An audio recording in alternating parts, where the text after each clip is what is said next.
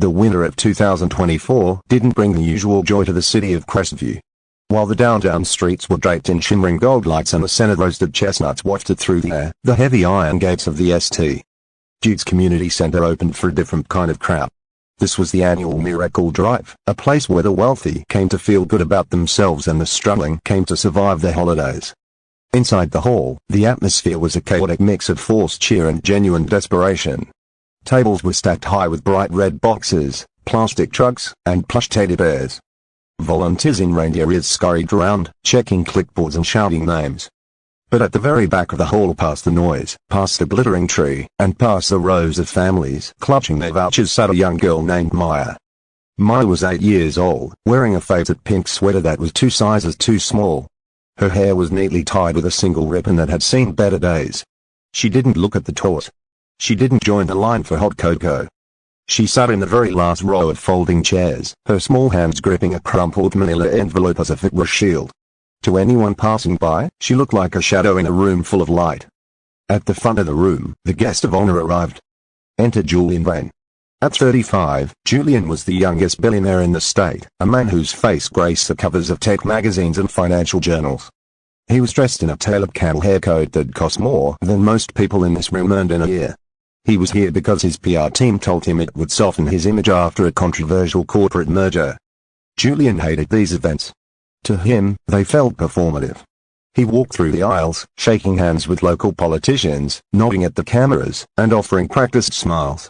He felt like a ghost walking through a world he didn't belong to.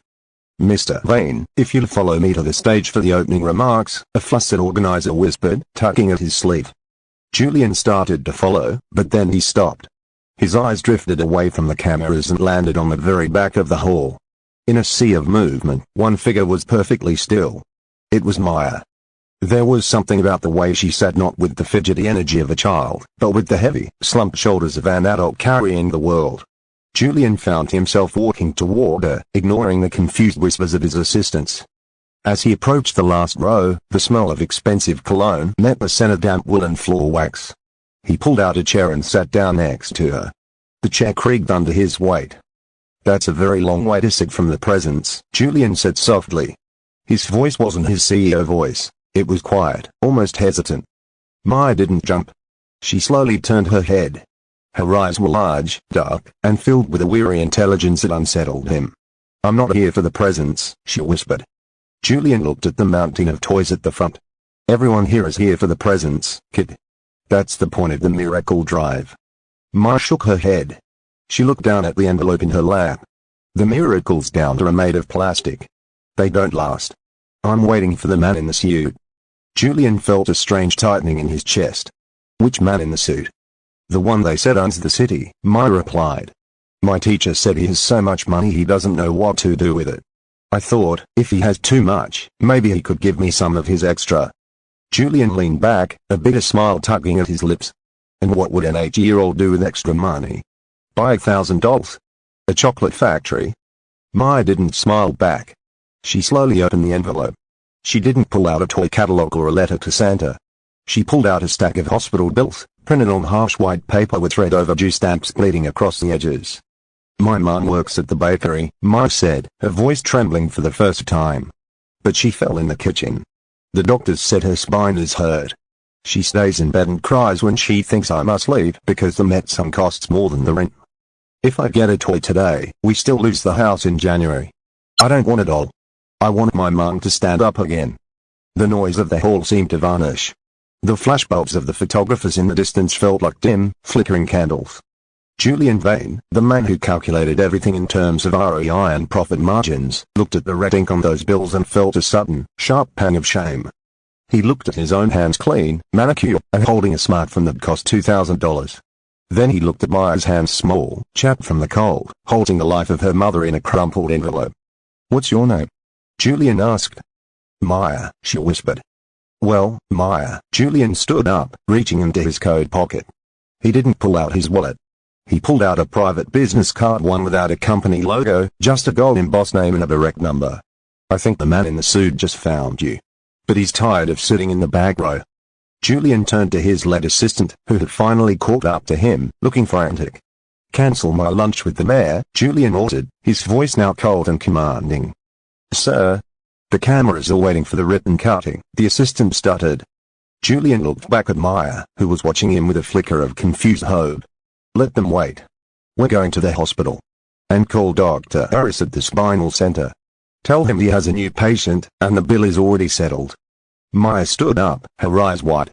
Are you the man?" Julian looked at the hall, the fake snow, the staged photos, the cheap tours.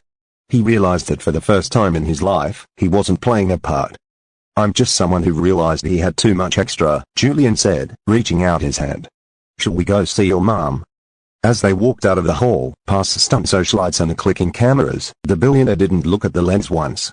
He kept his eyes on the little girl in the faded pink sweater, who was finally arrived to Crestview Memorial Hospital. Was silent, but it wasn't the uncomfortable silence Julian was used to in boardrooms. It was the silence of a shifting reality. Maya sat in the back of the sleek, black SUV, her small boots barely touching the Italian leather floor mats. She stared out the window at the blurred city lights, still clutching the empty manila envelope like a souvenir of a battle she no longer had to fight alone. Julian, meanwhile, was on his second phone. His thumbs moved with a cold, surgical precision. "I don't care about the insurance hold-ups," Julian snapped into his headset, his voice a low growl that made the driver glance in the rearview mirror. "I'm personally guaranteeing the bond for Mrs. Elena Vance. I want a chief of surgery prepped. If she isn't in a private suite by the time we arrive, I'll buy the building and fire the board by Monday morning. Do I make myself clear?" He hung up and exhaled, feeling a strange surge of adrenaline. He had closed billion-dollar deals that felt less significant than this phone call. He looked back at Maya. "Why didn't you ask the people at the front for help?" Julian asked. There were dozens of charity workers there. Maya turned away from the window. "They were busy taking pictures," she said simply. "When people take pictures of their kindness, they aren't looking at the person. They're looking at the lens. You were the only one looking at the chairs." Julian felt a sting of guilt. He had been looking at the chairs because he was bored and cynical, not because he was a saint. But the girl saw something else in him, a spark of humanity. He had buried under layers of net worth and quarterly projections. The hospital lobby was a hive of activity, but the moment Julian Vane stepped through the sliding glass doors, the atmosphere changed. The administrator, a man named Miller who usually moved with the grace of a glacier, was suddenly sprinting toward them. "Mr. Vane. We received your call. Everything is being arranged. Mrs. Vance has been moved to the West Wing. Dr. Harris is flying in from the city as we speak." "Skip the pleasantries, Miller," Julian said, not stopping his stride. "Where is she?" They were led to the fourth floor. It was a world away from the crowded, fluorescent-lit ward where Maya's mother had been spending her nights. This room was quiet. It smelled of lavender and fresh linen. Elena Vance looked fragile. Her skin was pale, and her eyes were rimmed with the exhaustion of chronic pain. When the door opened and she saw Maya walking in with a man who looked like he stepped off a skyscraper, she tried to sit up, her face contorting in pain. "Maya? Baby, what's happening? Why are you here? The drive wasn't supposed to end for hours." Maya didn't say a word. She ran to the bedside and buried her face in her mother's hand. Julian stayed by the door. He watched the reunion, the raw, unfiltered love between a mother who had nothing left to give and a daughter who had given everything to save her. He felt like an intruder, a spectator to a wealth he had never managed to accumulate, the wealth of belonging. Elena looked up at Julian, her eyes narrowing in confusion. "Who are you? Did she do something wrong?" "No," Julian said, stepping forward. "She did everything right. My name is Julian. I'm a friend of your daughter's. We've had a look at your medical files, Elena. The surgery you were denied because of the risk, it's happening tomorrow morning. The best specialists in the country are on their way. You're going to walk again." Elena's breath hitched. She looked at the bills on the nightstand, then back at Julian. "I can't pay for this. We have nothing." "It's already paid," Julian said. "Think of it as an investment. Your daughter has a very sharp eye for talent. She found me in the back row when everyone else was looking at the stage. That kind of intuition is rare. I'm just paying the finder's fee." The next 24 hours were a blur of activity. Julian didn't leave the hospital. He worked from the waiting room, his laptop perched on his knees. His assistants called incessantly, panicking about missed meetings and falling stock prices. "The merger is at a standstill, Julian." His partner, Marcus, screamed over the phone. "Where the hell are you? The press is saying you had a nervous breakdown at the Christmas drive and vanished. I'm exactly where I need to be, Marcus, Julian said, watching through the glass partition as the surgeons wheeled Elena into the theater. And tell the press I'm not having a breakdown. I'm having a breakthrough. He hung up and looked at Maya, who was curled up on the waiting room sofa, fast asleep. She was still wearing the faded pink sweater. For the first time in 10 years, Julian Vane didn't check the markets. He didn't check his email. He sat in a hard plastic chair in a hospital hallway and waited for news about a woman he had never met, in a city he had forgotten how to love.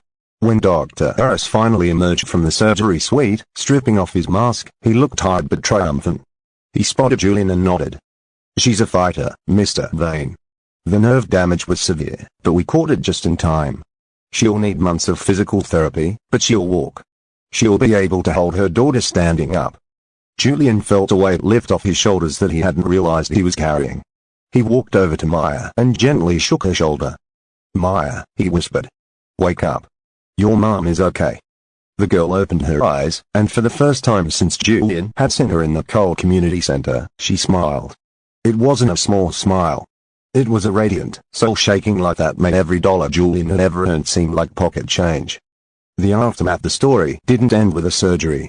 A month later, the billionaire of the back row was a headline that wouldn't go away. But Julian didn't use it for PR. He changed. He stayed in Crestview.